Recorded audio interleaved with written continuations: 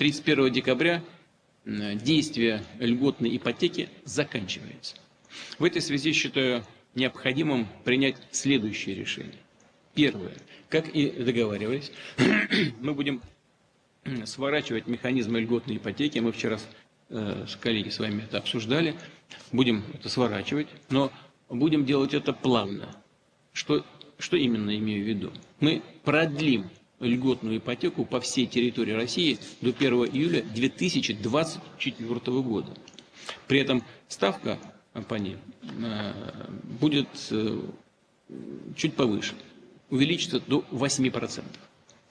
Второе. При этом, напротив, будет расширен доступ к семейной ипотеке, которая становится нашим основным инструментом. Сейчас такой кредит могут получать только те семьи, в которых дети родились начиная с 2018 года. Теперь предлагаю обеспечить доступ к ипотеке по ставке в 6% для семей, у которых как минимум 2 ребенка не достигли возраста 18 лет. Это новое предложение. Прошу отработать как можно быстрее и приступить к реализации. Третье. Особое решение предлагаю для новых регионов юго-запада России. Донецкой, Луганской народных республик, а также Херсонской и Запорожской областей.